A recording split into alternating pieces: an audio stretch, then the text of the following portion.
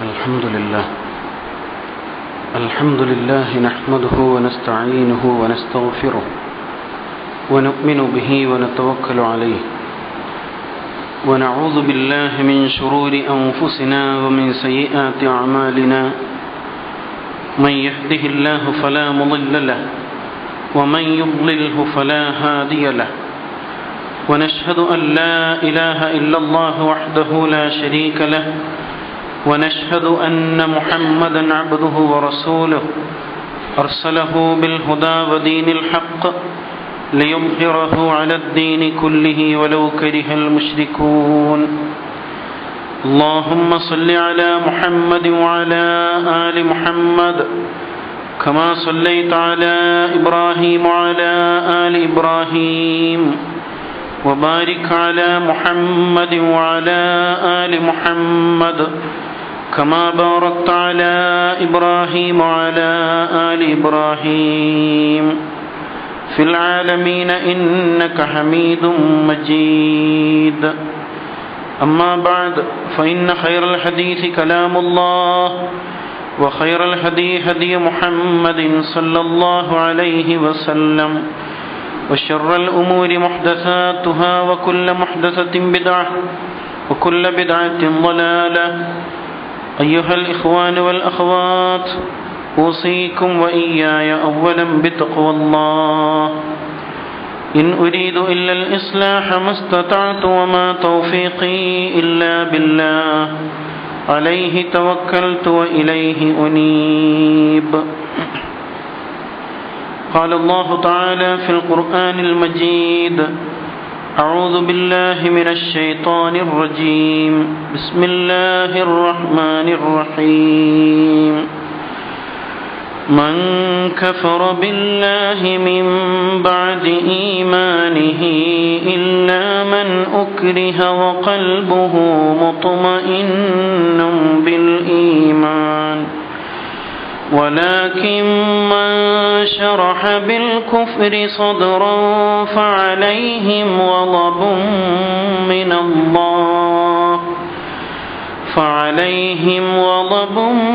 من الله ولهم عذاب عظيم ذلك بأنه مستحب الحياة الدنيا على الآخرة وأن الله لا يهدي القوم الكافرين صدق الله العظيم. ആദരണീയരായ സഹോദരന്മാരെ, സഹോദരിമാരെ,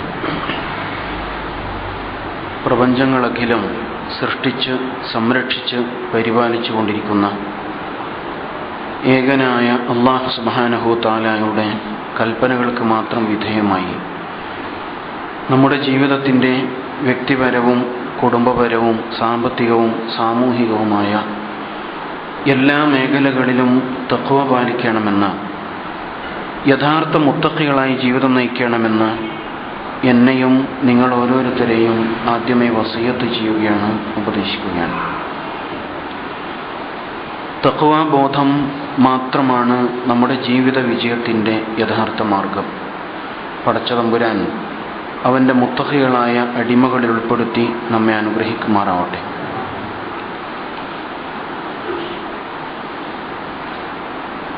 അനിസ്ലാമിക വ്യവസ്ഥക്ക് കീഴിൽ ജീവിച്ചുകൊണ്ടിരിക്കുന്ന സത്യവിശ്വാസി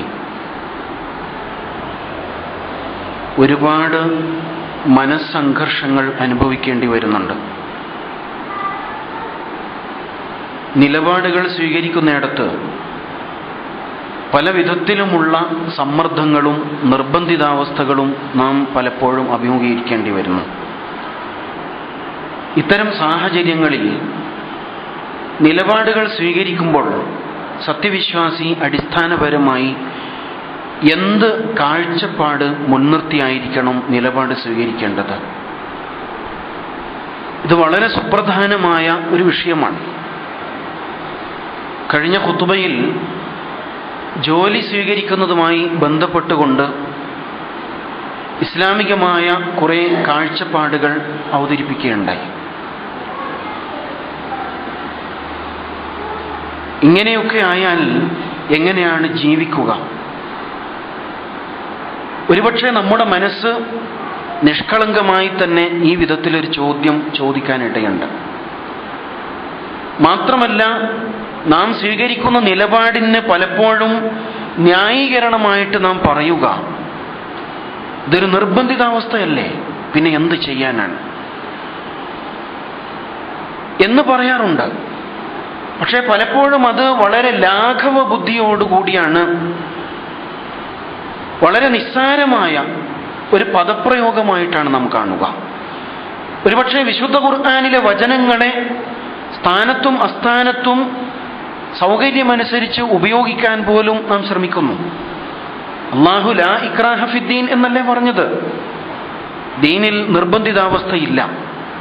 പിന്നെ അല്ലാഹു അങ്ങനെ നിർബന്ധിക്കുമോ?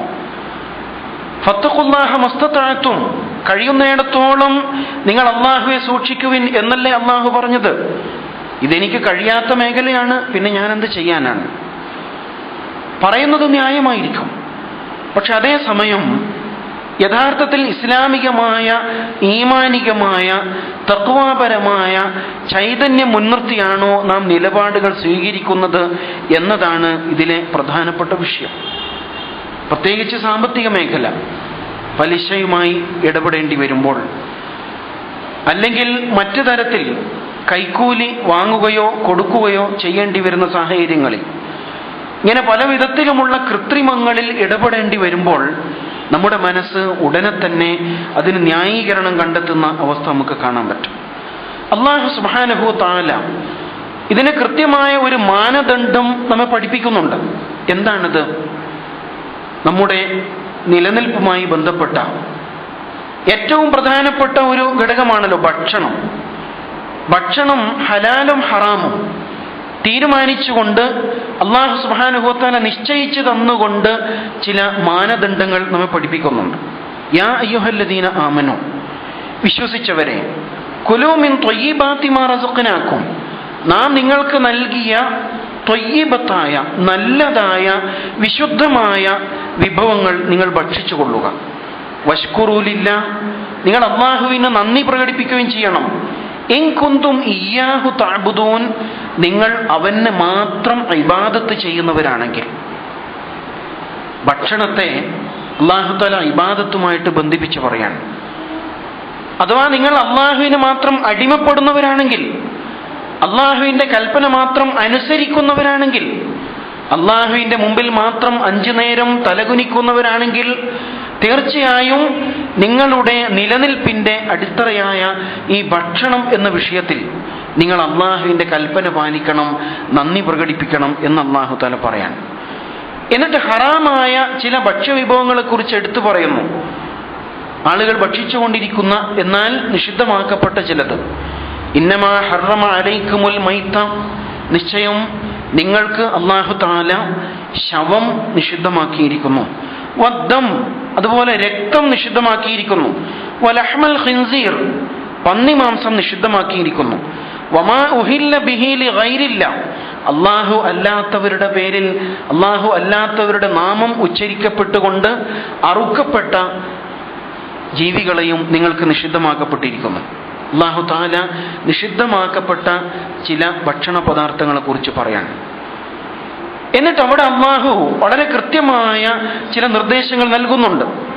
ഫമൻ ഇൽതുറ, എന്നാൽ ഒരാൾ നിർബന്ധിതനായി, പന്നിമാംസം മാത്രമേ അയാളുടെ മുമ്പിലുള്ളൂ, ജീവൻ നിലനിർത്താൻ മറ്റൊരവസ്ഥയും മറ്റൊരു ഗതിയും ഇല്ലാത്ത ഒരു സാഹചര്യം അയാളുടെ മുമ്പിലേക്ക് വന്നുപെട്ടാൽ, ഫമൻ ഇൽതുറ, ഒരാൾ നിർബന്ധിതനായാൽ, ഗൈറ ബാഗിൻ വലാ ആദിൻ, അവിടെ അല്ലാഹു തആല പ്രത്യേകം ഉണർത്തുന്നത് ഗൈറ ബാഗിൻ, നിയമം ലംഘിക്കണം എന്ന് ഉദ്ദേശിച്ചുകൊണ്ടല്ല, വലാ ആദിൻ, എങ്ങനെയെങ്കിലും അതിര് കടക്കണം, അതിക്രമം പ്രവർത്തിക്കണം എന്ന് ആഗ്രഹിച്ചുകൊണ്ടുമല്ല.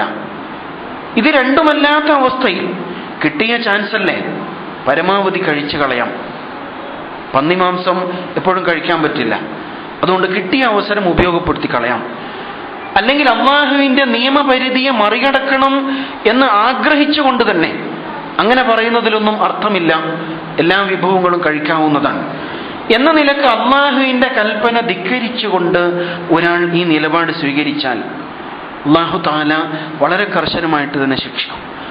അതേസമയം ഇങ്ങനെയാണെങ്കിൽ, അഥവാ നിർബന്ധിതനായി വിശപ്പ് സഹിക്കാൻ വയ്യാതെ മറ്റൊന്നും കഴിക്കാനില്ലാത്ത വിധം പ്രയാസപ്പെടുന്ന ഘട്ടത്തിലാണെങ്കിൽ ഫലാ ഇസ്മ അലൈ, അവന് കുറ്റമില്ല എന്നാണ് അല്ലാഹു ഉണർത്തുന്നത്. ഇന്നല്ലാഹ ഗഫൂറുർ റഹീം, അല്ലാഹു തആല പൊറുക്കുന്നവനാണ്, കരുണാനിധിയാണ് എന്ന് നിങ്ങൾ മനസ്സിലാക്കുക. ഇത് സൂറത്തുൽ ബഖറയിലെ വചനമാണ്. സൂറത്തുൽ മാഇദയിൽ വീണ്ടും പറയുന്നുണ്ട്, ഫമൻ യൽതുറ ഫീ മഖ്മസത്തിൻ ഗൈറ മുതജാനിഫിൻ ലിഇസ്മിൻ, തെറ്റ് ചെയ്യണം, പാപം ചെയ്യണം എന്ന യാതൊരു ഇച്ഛയും കൂടാതെ പട്ടിണി നിമിത്തം ഒരാൾ നിർബന്ധിതനായിട്ട് അങ്ങനെ ചെയ്തു പോയാൽ ഫഇന്നല്ലാഹ ഗഫൂറുർ റഹീം, അല്ലാഹു പൊറുക്കുന്നവനാണ്, കരുണാനിധിയാണ്.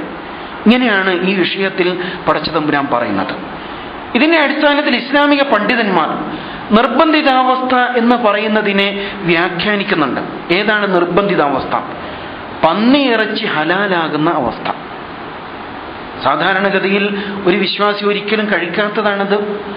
അതേസമയം ജീവൻ നിലനിർത്താൻ മറ്റൊരു വഴിയുമില്ലാതെ നിർബന്ധിതനായി മാറുമ്പോൾ അള്ളാഹുവിനെ ഇബാദത്ത് ചെയ്യാൻ വേണ്ടി ജീവൻ നിലനിർത്തണം എന്ന ഒരു ഉദ്ദേശത്തിൽ മാത്രം അയാൾക്കത് ഉപയോഗിക്കാൻ പടച്ചതമ്പുരാൻ അനുവാദം നൽകിയിരിക്കുന്നു എന്നാണ് അവിടെ നാം മനസ്സിലാക്കുന്നത്.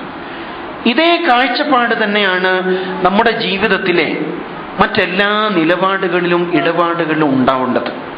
പന്നിയിറച്ചി ഹലാലാകുന്ന അവസ്ഥ, അത്തരമൊരു സാഹചര്യം, അങ്ങനെ ഒരു നിർബന്ധിതാവസ്ഥ, ജീവിതം വഴിമുട്ടിപ്പോകുന്ന ഒരു അവസ്ഥ ഒരാൾക്ക് വന്നുപെട്ടാൽ മാത്രമാണ് അയാൾക്ക് ഹലാലല്ലാത്ത നിഷിദ്ധമാക്കപ്പെട്ട കാര്യങ്ങൾ ഹലാലാകുന്ന അവസ്ഥ ഉണ്ടാവുകയുള്ളൂ. അതൊരാളുടെ വ്യക്തിപരമായ അവസ്ഥ മുൻനിർത്തിക്കൊണ്ടുകൂടിയായിരിക്കും. ഇതിന്റെ അടിസ്ഥാനത്തിൽ നമുക്ക് വിശദീകരിക്കുവാൻ, മനസ്സിലാക്കുവാൻ സാധിക്കുന്നത് അയാളുടെ നാശം എല്ലാ അവസ്ഥയിലും മുമ്പിൽ കാണുന്ന ഒരു ഗതികെട്ട അവസ്ഥ അയാൾക്ക് സംഭവിച്ചാൽ ഈ ഹറാമായത് അയാൾക്ക് ഹലാലാകുന്ന അവസ്ഥ ഉണ്ടാവും. അതൊരിക്കലും ഉള്ളത് വർദ്ധിപ്പിക്കാൻ വേണ്ടിയല്ല. ഉള്ള വിഭവങ്ങൾ വർദ്ധിപ്പിക്കാൻ വേണ്ടിയിട്ട് ഹറാമായ മാർഗം ഉപയോഗപ്പെടുത്തുവാൻ ഒരിക്കലും അല്ലാഹു തആല അനുവാദം നൽകുന്നില്ല. മറിച്ച് നിലനിൽപ്പ് പ്രയാസപ്പെടുന്ന ഘട്ടത്തിൽ മാത്രമാണ് അനുവദിക്കപ്പെടുന്നത്. അത് വസ്ത്രമായാലും ഭക്ഷണമായാലും ചികിത്സയായാലും ഇത്തരം വിഷയങ്ങളിലൊക്കെ നിലനിൽപ്പിന് അങ്ങേയറ്റം ഗതിമുട്ടിപ്പോകുന്ന സാഹചര്യം ഉണ്ടാകുമ്പോഴാണ് ഹറാമായത് ഹലാലാകുന്ന സാഹചര്യം ഉണ്ടാവുക. അതേപോലെ തന്നെ അത്യാവശ്യം നിർവഹിക്കുവാൻ ഉള്ളത് മാത്രമേ അയാൾ ഉപയോഗപ്പെടുത്താൻ പാടുള്ളൂ. ഇതും ഈ വിഷയത്തിൽ വളരെ കണിശമായിട്ട് മനസ്സിലാക്കേണ്ട ഒരു സംഗതിയാണ്. പിന്നെ ഒന്ന്, എല്ലാ പ്രതീക്ഷകളും അടഞ്ഞു പോകുന്ന, സകല വാതിലുകളിലും മുട്ടിയിട്ട് എല്ലാം അടഞ്ഞുപോയ ഒരു ഗതികെട്ട അവസ്ഥയിൽ മാത്രമാണ് അയാൾക്ക് ഈ സാഹചര്യം ഉപയോഗപ്പെടുത്താവുന്നത്. അയാൾ തൻ്റെ ബന്ധുക്കളോട്, സുഹൃത്തുക്കളോട്, അതുപോലെ ഇസ്ലാമിലെ തൻ്റെ ആദർശ സഹോദരങ്ങളോട് ഇങ്ങനെ തുടങ്ങിയിട്ട് സമീപിക്കാവുന്ന എല്ലാ മേഖലകളും സമീപിച്ചതിന് ശേഷം ഇനി ഒരു വഴിയുമില്ല എന്ന് മനസ്സിലാക്കുമ്പോൾ മാത്രമേ നിർബന്ധിതനായിക്കൊണ്ട് ഇത്തരം സാഹചര്യങ്ങൾ ഉപയോഗപ്പെടുത്താൻ പാടുള്ളൂ. അത് ഉപയോഗപ്പെടുത്തുന്നത് തന്നെ മാനസികമായിട്ട് സംതൃപ്തിയോടുകൂടി ആകരുത്. അങ്ങേയറ്റത്തെ വെറുപ്പോടുകൂടി, മനമില്ലാ മനസ്സോടെ, പടച്ചവനെ നീ എന്തൊരു പരീക്ഷണത്തിലാണ് എന്നെ അകപ്പെടുത്തിയത് എന്ന അസ്വസ്ഥതയോടുകൂടി മാത്രമേ അയാൾ ഉപയോഗപ്പെടുത്താൻ പാടുള്ളൂ എന്നാണ് മനസ്സിലാക്കാൻ കഴിയുക. ആദർശത്തിന്റെ മാർഗത്തിൽ അള്ളാഹുവിന്റെ ദീനിനെ സംരക്ഷിക്കുവാൻ ദീനിന്റെ മാർഗത്തിൽ പ്രവർത്തിച്ചു കൊണ്ടിരിക്കുന്ന സ്വഹാബത്ത്, റസൂൽ സല്ലല്ലാഹു അലൈഹി വസല്ലമിന്റെ അനുയായികൾ പലപ്പോഴും ഇത്തരത്തിലുള്ള നിർബന്ധിതാവസ്ഥകളെ അഭിമുഖീകരിക്കേണ്ടി വന്നതായിട്ട് നമുക്ക് കാണാൻ പറ്റും. വിശുദ്ധ ഖുർആൻ അത്തരത്തിലുള്ള ചില സംഭവങ്ങളെ മുൻനിർത്തിക്കൊണ്ട് ചില നിയമവിധികൾ അവതരിപ്പിക്കുന്നതും കാണാം. ഉദാഹരണമായിട്ട് അമ്മാർ റളിയല്ലാഹു അൻഹു, അമ്മാർ ഇബ്നു യാസിർ റളിയല്ലാഹു അൻഹു, അദ്ദേഹത്തിന്റെ പിതാവായ യാസിർ റളിയല്ലാഹു അൻഹുവും മാതാവായ സുമയ്യ ബീവിയും പീഡിപ്പിക്കപ്പെട്ടുകൊണ്ടിരിക്കുകയാണ്. അഥവാ അങ്ങേയറ്റം പീഡനങ്ങൾക്കും മർദ്ദനങ്ങൾക്കും വിധേയരായിട്ട് അവർ ഷഹാദത്ത് വരിക്കുകയുണ്ടായി. ആ സമയത്ത് പുത്രനായ അമ്മാർ റളിയല്ലാഹു അൻഹു, അദ്ദേഹത്തെ അവരൊരു തൂണിൽ ബന്ധിച്ചിരിക്കുകയാണ്. എന്നിട്ട് മാതാവിനെയും പിതാവിനെയും മാറി മാറി മർദ്ദിച്ചു കൊണ്ടിരിക്കുന്നത് അദ്ദേഹം നേരിൽ കാണേണ്ടി വരുന്നു. അങ്ങനെ തൻ്റെ കൺമുമ്പിൽ വെച്ച് ഉമ്മയും വാപ്പയും ഷഹാദത്ത് വരിക്കുന്നത് അദ്ദേഹം കണ്ടു. മാത്രമല്ല അമ്മാർ റളിയല്ലാഹു അൻഹു അവർ നിരന്തരം പീഡിപ്പിച്ചു. ആ പീഡനത്തിന്റെ ഒരു ഘട്ടത്തിൽ അദ്ദേഹത്തെ കൊണ്ട് അവർ കുഫറിന്റെ വാക്ക് ഉച്ചരിപ്പിച്ചു. അള്ളാഹുവിന്റെ റസൂലിനെതിരിൽ, ഇസ്ലാമിനെതിരിൽ അദ്ദേഹത്തെ കൊണ്ട് അവർ വാക്കുകൾ പറയിപ്പിക്കുകയുണ്ടായി. ഇസ്ലാമിനെതിരിൽ വർത്തമാനം പറയേണ്ടി വന്ന അവസ്ഥ അദ്ദേഹത്തിനുണ്ടായി. എന്നിട്ട് ഫശക്കാ ദാലിക ഇലാ റസൂലില്ല, അദ്ദേഹം അതിനുശേഷം റസൂൽ സല്ലല്ലാഹു അലൈഹി വസല്ലമിന്റെ അടുക്കൽ വന്നുകൊണ്ട് പരാതി പറയാൻ, അള്ളാഹുവിന്റെ റസൂലെ, എന്നെ കൊണ്ട് ഇവർ കുഫറിന്റെ വാക്കുകൾ ഉച്ചരിപ്പിച്ചു കളഞ്ഞിരിക്കുന്നു എന്ന് പറഞ്ഞു. ആ സമയത്ത് റസൂൽ സല്ലല്ലാഹു അലൈഹി വസല്ലം ചോദിക്കുന്നു, കൈഫ തജിദു ഖൽബക്, ആ സമയത്ത് നിന്റെ മനസ്സ് എങ്ങനെയായിരുന്നു, താങ്കളുടെ മാനസികാവസ്ഥ എന്തായിരുന്നു എന്ന് ചോദിച്ചു. അപ്പോൾ അമ്മാർ റളിയല്ലാഹു അൻഹു പറയാണ്, മുത്മഇന്നും ബിൽ ഈമാൻ, എന്റെ മനസ്സ് ഈമാനിനാൽ പ്രശാന്തമായിരുന്നു. ഞാൻ നാവ് കൊണ്ട് അവർ പറയാൻ ആവശ്യപ്പെട്ട വാക്കുകൾ പീഡനം സഹിക്കവയ്യാതെ പറഞ്ഞു പോയിട്ടുണ്ട്. പക്ഷേ അങ്ങനെ പറയുമ്പോഴും എൻ്റെ മനസ്സ് പൂർണ്ണമായും ഈമാൻ നിറഞ്ഞു നിൽക്കുന്ന അവസ്ഥയിൽ തന്നെയായിരുന്നു എന്ന് പറയാൻ. അപ്പോൾ റസൂൽ സല്ലല്ലാഹു അലൈഹി വസല്ലം അദ്ദേഹത്തോട് പറഞ്ഞത്, ഫഇൻ ആദു ഫഉദ്, ഫഇൻ ആദു, അവർ ഇനിയും ഇതേ നിലപാട് ആവർത്തിച്ചാൽ, താങ്കളെ പിടിച്ചുകൊണ്ടുപോയിട്ട് മർദ്ദിച്ചാൽ, ഫഉദ്, താങ്കൾ ഇനിയും ഈ നിലപാട് തന്നെ സ്വീകരിച്ചുകൊള്ളൂ. കുഫറിന്റെ വാക്ക് ഉച്ചരിക്കേണ്ടി വന്നാൽ ഉച്ചരിച്ചോളൂ. കാരണം താങ്കളുടെ മനസ്സ് പൂർണ്ണമായും ഇസ്ലാമിൽ, ഈമാനിൽ ഉറച്ചു നിൽക്കുന്ന അവസ്ഥയിലാണല്ലോ എന്ന് റസൂൽ സല്ലല്ലാഹു അലൈഹി വസല്ലം മറുപടി പറയണ്ടായി. ആ സാഹചര്യവും നാം മനസ്സിലാക്കേണ്ടതുണ്ട്. അഥവാ ഇസ്ലാമിക സമൂഹത്തിൽ അന്ന് ആളുകൾ വളരെ കുറവായിരുന്നു. അതുകൊണ്ട് വിശ്വാസികൾ ഒന്നടങ്കം ഷഹാദത്ത് വരിച്ചു കഴിഞ്ഞാൽ ദീനിന്റെ മാർഗത്തിൽ പ്രവർത്തിക്കാൻ ആളില്ലാത്ത അവസ്ഥ ഉണ്ടാകും എന്നതുകൊണ്ടുകൂടിയാണ് റസൂലുള്ളാഹ് അദ്ദേഹത്തിന് കുഫറിന്റെ വാക്ക് ഉച്ചരിക്കാൻ അനുവാദം നൽകിയത് എന്നാണ് പറയുന്നത്. ഇതൊരു നിർബന്ധിതാവസ്ഥയാണ്. അതേ സമയത്ത് ഇതേപോലുള്ള സാഹചര്യങ്ങളിൽ തന്നെ ഖബ്ബാബ് റളിയല്ലാഹു അൻഹു, ബിലാൽ ബിൻ റബാഹ് റളിയല്ലാഹു അൻഹു, അദ്ദേഹത്തെ ലോഹത്തിന്റെ കവചം ധരിപ്പിച്ചിട്ട് ചുട്ടുപൊള്ളുന്ന വെയിലിൽ കൊണ്ടുപോയി കിടത്തിയിട്ട് ചമ്മട്ടി കൊണ്ട് പ്രഹരിച്ച സംഭവം നമുക്കറിയാം. ബിലാൽ റളിയല്ലാഹു അൻഹു ഒരിക്കലും കുഫറിന്റെ വാക്ക് ഉച്ചരിക്കുന്നില്ല. അഹദ് അഹദ് എന്ന് തന്നെ ഈമാനിന്റെ വചനം മാത്രം ഉച്ചരിച്ചുകൊണ്ട് ആ പരീക്ഷണത്തെ നേരിടുകയാണ് ബിലാൽ റളിയല്ലാഹു അൻഹു ചെയ്യുന്നത്. ഇതേപോലെ തന്നെ ഖബ്ബാബ് റളിയല്ലാഹു അൻഹു ശരീരം മുഴുവനും പല വിധത്തിലും പീഡിപ്പിക്കപ്പെട്ട് വ്രണങ്ങൾ ഉണ്ടായിട്ട് കുന്തം ചൂടാക്കിയിട്ട് ശരീരത്തിൽ വെച്ച് പഴുപ്പിച്ച കുന്തം ശരീരത്തിൽ വെച്ച് വല്ലാതെ പീഡനമേൽക്കേണ്ടി വന്നു ഖബ്ബാബ് റളിയല്ലാഹു അൻഹുവിന്. പക്ഷെ എന്നിട്ടും അദ്ദേഹം ഒരിക്കലും കുഫറിന്റെ വാക്ക് ഉച്ചരിക്കുന്നില്ല എന്ന് കാണാം. ഇതേപോലെ തന്നെ മുസൈലിമത്തുൽ കദ്ദാബ് എന്ന വ്യാജ പ്രവാചകൻ, കള്ളപ്രവാചകൻ രംഗത്ത് വന്നിട്ട് പലരെയും പീഡിപ്പിച്ചു. അദ്ദേഹത്തിന്റെ പ്രവാചകത്വം അംഗീകരിക്കണം എന്ന് നിർബന്ധിച്ചുകൊണ്ട്. അങ്ങനെ ഹബീബ് ബിനു സൈദ് ബിനു ആസിം എന്ന മഹാൻ അദ്ദേഹത്തെ പീഡിപ്പിച്ചപ്പോൾ അദ്ദേഹം ഒരിക്കലും അതിന് സമ്മതിക്കാൻ കൂട്ടാക്കിയില്ല. അങ്ങനെ മുസൈലിമയുടെ ആളുകൾ അദ്ദേഹത്തെ ഓരോ അവയവങ്ങളും ഇഞ്ചിഞ്ചായിട്ട് വെട്ടി നുറുക്കി കൊലപ്പെടുത്തുകയുണ്ടായി. ഓരോ അവയവങ്ങൾ ശരീരത്തിൽ നിന്ന് അറുത്തു മാറ്റിയിട്ട് വീണ്ടും ചോദിക്കുകയാണ്, നീ അംഗീകരിച്ചോ? മുസൈലിമയെ അംഗീകരിക്കാൻ നീ സന്നദ്ധനാണോ? അല്ല അല്ല എന്ന് തന്നെ ഉറച്ചു പ്രഖ്യാപിച്ചുകൊണ്ട് ഹബീബ് റളിയല്ലാഹു അൻഹു ഷഹാദത്ത് വരിച്ച സംഭവം ചരിത്രത്തിൽ കാണാം.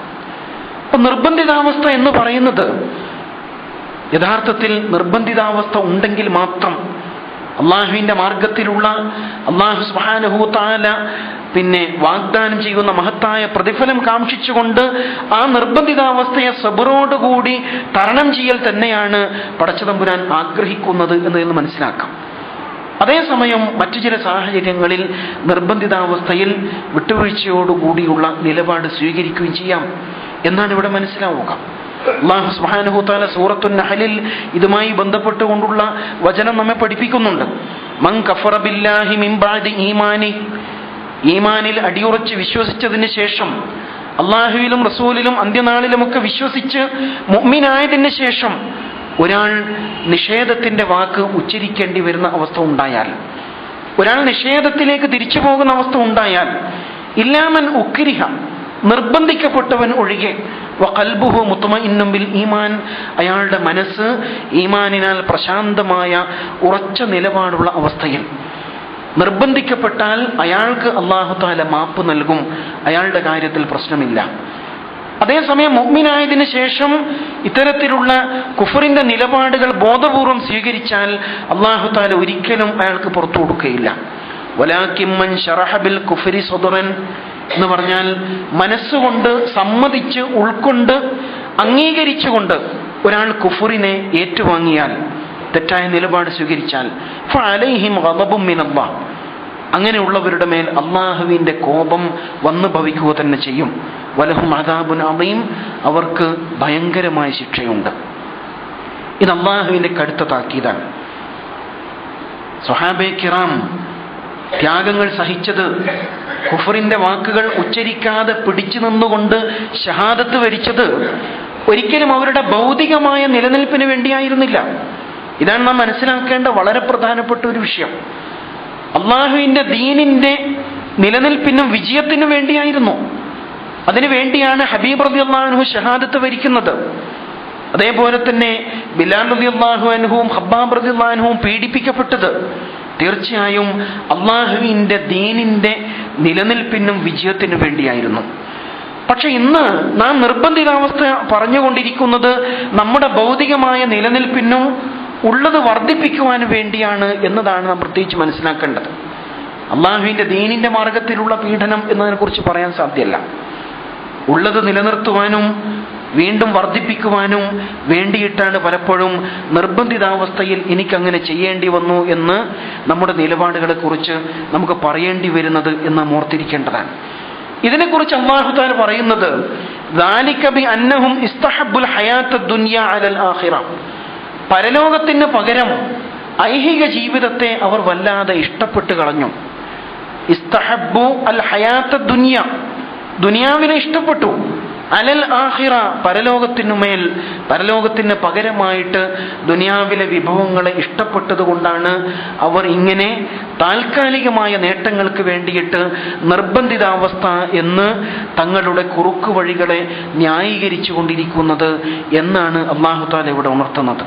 വഅന്നല്ലാഹ ലാ യഹ്ദിൽ ഖൗമൽ കാഫിരീൻ, നിഷേധികളെ അല്ലാഹു തആല ഒരിക്കലും ഹിദായത്തിലാക്കുകയില്ല എന്ന് ഉണർത്തുകയും ചെയ്യുന്നുണ്ട്. നമ്മുടെ സാമ്പത്തികമായ നിലപാടുകൾ, നമ്മുടെ ഭൗതിക നിലനിൽപ്പുമായി ബന്ധപ്പെട്ടുകൊണ്ട് നാം സ്വീകരിച്ചു കൊണ്ടിരിക്കുന്ന നിലപാടുകൾ ഏത് വീക്ഷണത്തിലാണ്, ഏത് കാഴ്ചപ്പാടിലാണ് എന്ന് ഈ സംഭവങ്ങൾ വിലയിരുത്തിക്കൊണ്ട് തീരുമാനിക്കുവാൻ തീർച്ചയായിട്ടും നമുക്ക് സാധിക്കേണ്ടതുണ്ട്. റസൂൽ സല്ലല്ലാഹു അലൈഹി വസല്ലമിന്റെ മുമ്പിൽ കുഫറിന്റെ വാക്ക് ഉച്ചരിച്ചുകൊണ്ട് വന്ന ആളും അതേപോലെ തന്നെ ഷഹാദത്ത് വരിച്ച ആളും, ഈ രണ്ടുപേരെ കുറിച്ചും റസൂൽ സല്ലല്ലാഹു അലൈഹി വസല്ലം അഭിപ്രായം പറഞ്ഞിട്ടുണ്ട്. അമ്മ സാഹിബുക ഫഅഖദ ബിസ്സിഖ, ഷഹാദത്ത് വരിച്ച ആളെ കുറിച്ച് പറഞ്ഞത് അയാൾ ഏറ്റവും ഉറപ്പുള്ള കാര്യത്തെയാണ് മുറുകെ പിടിച്ചത്. അഥവാ സ്വർഗത്തിന്റെ മാർഗത്തിൽ വിട്ടുവീഴ്ച ഇല്ലാത്ത നിലപാട് സ്വീകരിച്ചുകൊണ്ട് ഷഹാദത്ത് വരിക്കാനാണ് അയാൾക്ക് സാധിച്ചത്. അന്ത, എന്നാൽ കുഫറിന്റെ വാക്ക് ഉച്ചരിക്കേണ്ടി വന്നപ്പോ അത് ഉച്ചരിച്ചുകൊണ്ട് തിരിച്ചെത്തിയ ആളെ കുറിച്ച് പറയാണ് താങ്കൾ ഇളവാണ് സ്വീകരിച്ചത് എന്ന് പറയുന്നു. താങ്കൾ ഇളവിനെ സ്വീകരിച്ചു, മറ്റേയാൾ സ്വർഗത്തിന്റെ വഴിയെ വളരെ ശക്തമായ നിലപാട് സ്വീകരിച്ചു എന്നാണ് റസൂൽ സല്ലല്ലാഹു അലൈഹി വസല്ലം അവിടെ പറയുന്നത്. ഇങ്ങനെയുള്ള നിലപാട് സ്വീകരിക്കേണ്ടി വരുമ്പോൾ ഈമാനികമായ ചൈതന്യം, ആവേശമാണ് സത്യവിശ്വാസിയെ യഥാർത്ഥത്തിൽ നയിക്കേണ്ടത് എന്നാണ് ഇവിടെ നമുക്ക് മനസ്സിലാവുക. നമ്മുടെ മാനസികാവസ്ഥ എന്താണ്, നമ്മുടെ നിയ്യത്ത് എന്താണ് എന്നാണല്ലോ അല്ലാഹു തആല അന്വേഷിക്കുക. പലിശ ഇടപാട് നടത്തേണ്ടി വരുമ്പോൾ, അനിസ്ലാമികമായ ജോലി സ്വീകരിക്കേണ്ടി വരുമ്പോൾ, അല്ലെങ്കിൽ അത്തരത്തിലുള്ള സാഹചര്യങ്ങൾ ഉപയോഗപ്പെടുത്തേണ്ടി വരുന്ന സാഹചര്യങ്ങളിൽ നമ്മുടെ മാനസികാവസ്ഥ എന്താണ്, നമ്മുടെ നിയ്യത്ത് എന്താണ്, ഉള്ളിൻ്റെ ഉള്ളിൽ നമ്മുടെ മനസ്സ് എന്താണ് പറയുന്നത് എന്നാണ് അല്ലാഹു സുബ്ഹാനഹു തആല തീർച്ചയായിട്ടും അന്വേഷിക്കുന്നത് എന്നാണ് നാം മനസ്സിലാക്കേണ്ടത്. ഇവിടെ നമ്മുടെ കാഴ്ചപ്പാടുകളെ അല്ലാഹുവിൻ്റെ ദീനിന് അനുഗുണമായിട്ടുള്ളതാവണമോ കേവലം ഭൗതികമായ നിലനിൽപ്പുമായി ബന്ധപ്പെട്ടുകൊണ്ടുള്ളതാവണമോ എന്നത് വളരെ പ്രധാനപ്പെട്ട വിഷയമാണ്. അതിൽ പ്രത്യേകിച്ച് മനസ്സിലാക്കേണ്ടത് അല്ലാഹുവിൻ്റെ ഭൂമി വളരെ വിശാലമാണ് എന്നതാണ്. അള്ളാഹുവിന്റെ ഭൂമി വിശാലമാണ്. അള്ളാഹു ഭൂമിയിൽ നിറച്ചു വച്ചിരിക്കുന്ന വിഭവങ്ങൾ അനന്തമാണ്. അള്ളാഹുവിന്റെ ഖജനാവ് ഒരിക്കലും വറ്റിപ്പോകാത്തതാണ്. ആ അള്ളാഹുവിന്റെ കൽപ്പന സ്വീകരിക്കുന്നത് കൊണ്ട് ഒരിക്കലും നമുക്ക് നഷ്ടം സംഭവിക്കുകയില്ല. ഒരു വഴി അല്ലെങ്കിൽ മറ്റൊരു വഴി പടച്ചതമ്പുരാൻ തീർച്ചയായിട്ടും തുറന്നു തരും എന്നാണ് അവിടെ മനസ്സിലാക്കേണ്ടത്. നമ്മുടെ നിലപാടുകളെ, നമ്മുടെ താല്പര്യങ്ങൾ മുൻനിർത്തിക്കൊണ്ട് ഇസ്ലാമികമായ കൽപ്പനകളെ വ്യാഖ്യാനിക്കുന്ന അവസ്ഥയിലേക്ക് ഒരിക്കലും മാറിപ്പോകരുത് എന്നാണ് ഇതിന്റെ താല്പര്യം. അല്ലാഹു തആല നമ്മെ താക്കീത് ചെയ്യുന്നത് ഇങ്ങനെ: വലാ തഖൂലു, നിങ്ങൾ പറയരുത്, ലിമാ തസിഫു അൽസിനത്തുക്കും അൽ കദിബ്, നിങ്ങളുടെ നാവുകൾ പറഞ്ഞുകൊണ്ടിരിക്കുന്ന കള്ളം, ആ കള്ളം മുൻനിർത്തിക്കൊണ്ട് വ്യാജമായ നിലപാട് മുൻനിർത്തിയിട്ട് ഹാദാ ഹലാലുൻ വഹാദാ ഹറാമുൻ എന്ന് നിങ്ങൾ ഒരിക്കലും വിധി കൽപ്പിക്കാൻ ശ്രമിക്കരുത്. നിങ്ങളല്ല ഹലാലും ഹറാമും തീരുമാനിക്കേണ്ടത്, അല്ലാഹുവാണ്. അതുകൊണ്ട് തന്നെ നിങ്ങളുടെ ആവശ്യങ്ങൾ മുൻനിർത്തിക്കൊണ്ട് എനിക്കിത് ഹലാലാണ്, എനിക്കത് ഹറാമാണ് എന്ന് പറയുന്ന അവസ്ഥ ഒരിക്കലും നിങ്ങൾ സ്വീകരിക്കരുത്. ലിതഫ്തറു അലല്ലാഹിൽ കദിബ്, ഇത് അള്ളാഹുവിന്റെ മേൽ വ്യാജം കെട്ടിച്ചമക്കുന്നതിന് തുല്യമായി മാറും എന്നാണ് അല്ലാഹു സുബ്ഹാനഹു തആല ഇതിനെക്കുറിച്ച് ഉണർത്തുന്നത്. സ്വയം ഹലാൽ ഹറാമുകൾ തീരുമാനിക്കുക എന്ന് പറയുന്നത് പൗരോഹിത്യത്തിന്റെ രീതിയാണ്. പുരോഹിതന്മാരാണ് പലപ്പോഴും അള്ളാഹുവിന്റെ ദീനിലും വേദഗ്രന്ഥങ്ങളിലും കൃത്രിമമായിട്ട് നിയമങ്ങൾ പടച്ചുണ്ടാക്കിയിട്ട് വിധികൾ നൽകിക്കൊണ്ടിരിക്കുക. ആ ഒരവസ്ഥയിലേക്ക് ഒരിക്കലും ഇസ്ലാമിക സമൂഹം അധപ്പതിച്ചു പോകരുത് എന്നാണ് അല്ലാഹു സുബ്ഹാനഹു തആല ഈ നിയമങ്ങളിലൂടെ നമ്മെ ഉണർത്തുന്നത്. പ്രത്യേകിച്ച് നമ്മുടെ കാലഘട്ടം റസൂലുള്ളാഹി സ്വല്ലല്ലാഹു അലൈഹി വസല്ലം ഇങ്ങനെ ഉണർത്തുന്നുണ്ടല്ലോ: ഇന്നൽ ഹലാല ബയ്യിനുൻ വ ഇന്നൽ ഹറാമ ബയ്യിനുൻ വ ബൈനഹുമാ മുസ്തബിഹത്തുൻ. നിശ്ചയമായും ഹലാലായ കാര്യങ്ങൾ വളരെ വ്യക്തമാണ്, ഹറാമായ കാര്യങ്ങളും വ്യക്തമാണ്. എന്നാൽ ഇവ രണ്ടിനും ഇടയിൽ ചില അവ്യക്തമായ സംഗതികൾ ഒരുപക്ഷെ നിങ്ങൾ കണ്ടേക്കും. അങ്ങനെയുള്ള അവ്യക്തമായ കാര്യങ്ങളിൽ ഒരിക്കലും നിങ്ങൾ തലയിടരുത്, ഉറപ്പുള്ളതിനെ മാത്രം സ്വീകരിക്കണം എന്ന് റസൂലുള്ളാഹി സ്വല്ലല്ലാഹു അലൈഹി വസല്ലം ഉണർത്തിയുന്നുണ്ട്. ഇങ്ങനെയുള്ളവരെ കുറിച്ച് റസൂലുള്ളാഹിന്റെ ഒരു ഉപമ, അതിർത്തിയിൽ വേലിയുടെ അരികിൽ നിന്ന് പുല്ല് തിന്നുകൊണ്ടിരിക്കുന്ന മൃഗത്തോടാണ് റസൂലുള്ളാഹി അങ്ങനെയുള്ളവരെ ഉപമിക്കുന്നത്. വേലിക്കരികിൽ നിന്ന് മൃഗം പുല്ല് തിന്നുമ്പോൾ സ്വാഭാവികമായും അപ്പുറമുള്ളത് ചാടിക്കടിക്കുവാനുള്ള ഒരു പ്രവണത ആ മൃഗത്തിനുണ്ടാവും. പൊതുവെ നാം കണ്ടുകൊണ്ടിരിക്കുന്ന അവസ്ഥയാണത്. അതുകൊണ്ട് അത്തരത്തിലുള്ള സാഹചര്യങ്ങളിൽ നിന്ന്, ഹറാമിന്റെ സാഹചര്യങ്ങളിൽ നിന്ന് ബോധപൂർവം വിട്ടുനിൽക്കുക എന്നതാണ് യഥാർത്ഥത്തിൽ സ്വീകരിക്കേണ്ട നിലപാട് എന്നാണ് റസൂലുള്ളാഹി സ്വല്ലല്ലാഹു അലൈഹി വസല്ലം അതിൽ ഉണർത്തുന്നത്. അതേസമയം നിർബന്ധിതാവസ്ഥ എന്ന ഒരു സാഹചര്യം ഒരാൾക്കുണ്ടെങ്കിൽ അത് അല്ലാഹു സുബ്ഹാനഹു തആല തിരിച്ചറിയുന്നതും അല്ലാഹു തആല അയാൾക്ക് വിട്ടുവീഴ്ച ചെയ്യുന്നതും അത്തരമൊരു നിലപാട് സ്വീകരിക്കേണ്ടി വന്നാൽ അയാൾക്ക് പുറത്തു കൊടുക്കുന്നതുമാണ്. പക്ഷേ നിർബന്ധിതാവസ്ഥയെ ചൂഷണം ചെയ്യുന്ന, അതിനെ ന്യായീകരിച്ചുകൊണ്ട് അതേ നിലപാടിൽ തന്നെ മുന്നോട്ട് പോകുന്ന സമീപനം ഒരിക്കലും വിശ്വാസിയിൽ സംഭവിക്കരുത്. ഒരു അനിസ്ലാമികമായ ജോലിയിൽ എത്തിപ്പെട്ടു, അങ്ങനെയാണെങ്കിൽ അതിൽ തന്നെ ഉറച്ചു നിന്നുകൊണ്ട് അതിനെ ന്യായീകരിച്ച് മുന്നോട്ട് പോകുന്ന സമീപനമല്ല വിശ്വാസിക്കുണ്ടാവേണ്ടത്. മറിച്ച് അതിൽ നിന്ന് രക്ഷപ്പെടാൻ വേണ്ടി നിരന്തരം അല്ലാഹുവോട് പ്രാർത്ഥിച്ചുകൊണ്ടിരിക്കുക, അത്തരം സാഹചര്യങ്ങൾ കണ്ടെത്താൻ വേണ്ടി അന്വേഷിച്ചുകൊണ്ടേയിരിക്കുക. ആ നിരന്തരമായ ശ്രമങ്ങൾക്കൊടുവിൽ അല്ലാഹു തആല അതിനുള്ള അവസരം നമുക്ക് നൽകും. അങ്ങനെ അന്വേഷിച്ചുകൊണ്ടിരിക്കെ ഒരാൾ മരണപ്പെട്ടു പോയാൽ തീർച്ചയായും അയാൾക്ക് അല്ലാഹുവിന്റെ മുമ്പിൽ അതിന് ന്യായം പറയാൻ സാധിക്കും. പടച്ചവനെ, ഞാൻ ഒരിക്കലും ഇഷ്ടപ്പെട്ടുകൊണ്ടായിരുന്നില്ല അനിസ്ലാമികമായ തൊഴിൽ സ്വീകരിച്ചത്, മറിച്ച് നിർബന്ധിതമായ സാഹചര്യത്തിലാണ്. ഒരിക്കലും മാനസികമായിട്ട് ഞാനത് അംഗീകരിച്ചിട്ടുണ്ടായിരുന്നില്ല. ഞാൻ എപ്പോഴും നിന്നോട് പ്രാർത്ഥിച്ചുകൊണ്ടിരിക്കുകയായിരുന്നു. ഹലാലായ ഉപജീവന മാർഗം അന്വേഷിച്ചുകൊണ്ടേയിരിക്കുന്ന വഴിയിലായിരുന്നു റബ്ബേ എന്ന് അയാൾക്ക് അള്ളാഹുവിന്റെ മുമ്പിൽ ഉത്തരം ബോധിപ്പിക്കുവാനുള്ള അവസരമുണ്ടാകും എന്നാണ് ഈ വിഷയത്തിൽ നാം പ്രത്യേകിച്ച് മനസ്സിലാക്കേണ്ടത്. റസൂലുള്ളാഹി സ്വല്ലല്ലാഹു അലൈഹി വസല്ലം ഈ നിർബന്ധിതാവസ്ഥയെ തീർച്ചയായും ഒരു ഇളവ് എന്ന നിലക്ക് അനുവദിച്ചു തന്നിട്ടുണ്ട്. റുഫിഅ അൻ ഉമ്മത്തി, എൻ്റെ ഉമ്മത്തിൽ നിന്ന് ഉയർത്തപ്പെട്ടിരിക്കുന്നു, അഥവാ എൻ്റെ ഉമ്മത്ത് ചോദ്യം ചെയ്യപ്പെടുകയില്ല എന്ന നിലക്ക് റസൂൽ സല്ലല്ലാഹു അലൈഹി വസല്ലം 3 അവസ്ഥകളെ കുറിച്ച് പറയുന്നു. അൽ ഖത്ത, അതിലൊന്ന് തെറ്റ് സംഭവിച്ചു പോവുക, അബദ്ധം സംഭവിക്കും. അറിവില്ലായ്മ കൊണ്ട് അബദ്ധം സംഭവിച്ചു പോയാൽ അല്ലാഹു സുബ്ഹാനഹു വ തആല അതിൻ്റെ പേരിൽ ഒരിക്കലും ശിക്ഷിക്കുകയില്ല. രണ്ടാമത്തേത് വൻ നിസിയാൻ, മറന്നു പോവുക. നിർബന്ധമായ കാര്യങ്ങൾ, ബാധ്യതകൾ, ഉത്തരവാദിത്തങ്ങൾ മറന്നുപോകുന്ന സാഹചര്യം ഉണ്ടായാൽ അല്ലാഹു സുബ്ഹാനഹു വ തആല അതിന്റെ പേരിൽ ഒരാളെ ശിക്ഷിക്കുകയില്ല. മൂന്നാമതാണ് പറയുന്നത് വമസ്തുക്രിഹു അലൈഹി, നിർബന്ധിക്കപ്പെട്ട സാഹചര്യത്തിൽ സംഭവിച്ചു പോകുന്ന കാര്യങ്ങളിലും അല്ലാഹു സുബ്ഹാനഹു വ തആല ഒരാളെ ശിക്ഷിക്കുന്നതല്ല എന്ന് റസൂൽ സല്ലല്ലാഹു അലൈഹി വസല്ലം നമ്മെ ആശ്വസിപ്പിക്കുന്നുണ്ട്. പക്ഷേ ഇത് അല്ലാഹുവും വിശ്വാസികളും തമ്മിലുള്ള പരസ്പര വിശ്വാസത്തിന്റെ അടിസ്ഥാനത്തിലുള്ള ഒരു ഇളവ് മാത്രമാണ് എന്നാണ് അവിടെ നാം തിരിച്ചറിയേണ്ടത്. ഒരിക്കലും അത് ദുരുപയോഗപ്പെടുത്തുവാനോ ചൂഷണം ചെയ്യുവാനോ ഉള്ള മാർഗമല്ല എന്നത് തീർച്ചയായും ഇസ്ലാമിക സമൂഹം ബോധ്യപ്പെട്ട് ഉൾക്കൊള്ളേണ്ട ഒരു വസ്തുതയാണ്. ഈ കാഴ്ചപ്പാടിൽ നമ്മുടേതുപോലുള്ള അനിസ്ലാമിക ചുറ്റുപാടിൽ ജീവിക്കേണ്ടി വരുമ്പോൾ നിർബന്ധിതാവസ്ഥയിൽ മാത്രമേ ഹറാമായ സംഗതികളിൽ ഞാൻ ഇടപെടുകയുള്ളൂ എന്ന് ഉറച്ച നിലപാട് സ്വീകരിക്കുകയും വളരെ ബോധ്യമുള്ള കാര്യങ്ങൾ മാത്രം ഉൾക്കൊണ്ടുകൊണ്ട് ഹലാലിന്റെ വഴിയിൽ മാത്രം സഞ്ചരിക്കുകയും ചെയ്യുവാനുള്ള ഈമാനികമായ കരുത്ത്, ആദർശപരമായ പ്രതിബദ്ധത നാം ഓരോരുത്തരും കൈമുതലാക്കേണ്ടതുണ്ട്.